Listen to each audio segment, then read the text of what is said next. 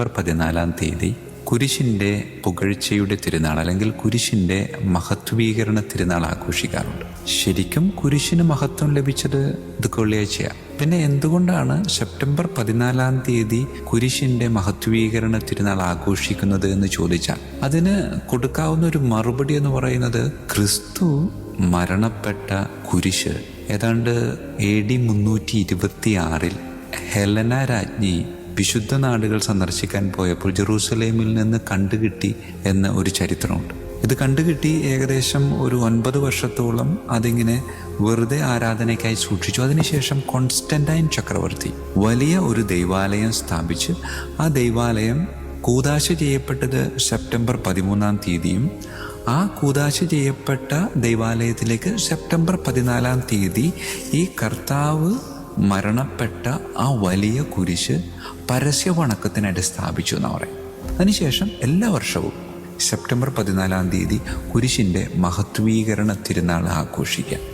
പ്രിയമുള്ളവരെ, കുരിശിൻ്റെ മഹത്വീകരണ തിരുനാൾ ആഘോഷിക്കുമ്പോൾ ഈശോ ദുഃഖവെള്ളിയാഴ്ച ബന്ധനസ്ഥനായ സമയം എന്ന് പറയുന്നത് വെളുപ്പിന് 3 മണിക്കാണ്. യൂദാസ് ചുംബനത്തിൻ്റെ പെരുനൊമ്പരം നൽകി യേശുവിനെ ഒറ്റിക്കൊടുത്തത്. 6 മണിക്കൂർ നീണ്ടു നിന്ന വിചാരണ, 3 മണിക്കൂർ ദൈർഘ്യമുള്ള കുരിശും വഹിച്ചുകൊണ്ടുള്ള യാത്ര അവസാനിക്കുന്നത് 12 മണിക്കാണ്. 12 മണി തുടങ്ങി 3 മണി വരെ ഈശോ കുരിശിൽ കിടന്നു. 3 മണിക്ക് ഈശോയുടെ ആത്മാവിനെ പിതാവിൻ്റെ കരങ്ങളിലേക്ക് സമർപ്പിച്ചു.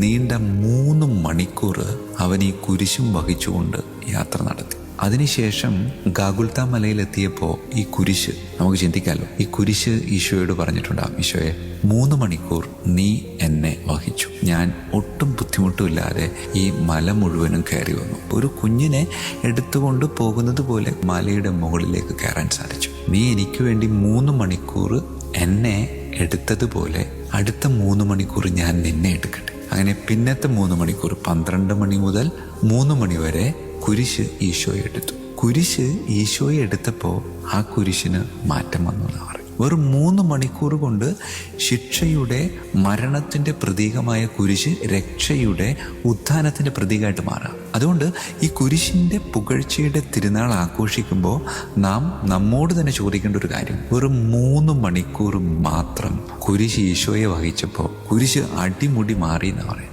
3 മണിക്കൂറല്ല, എത്രയോ വർഷങ്ങളായി നാം ഈശോയെ വഹിക്കുക. എന്നിട്ട് എന്തുകൊണ്ടാണ് നമുക്ക് അടിമുടി ഒരു മാറ്റം സംഭവിക്കാത്തത്? യഥാർത്ഥത്തിൽ ഈശോയെ നാം വഹിക്കാത്തത് കൊണ്ടാണ് നമ്മുടെ ജീവിതത്തിൽ മാറ്റം സംഭവിക്കുക.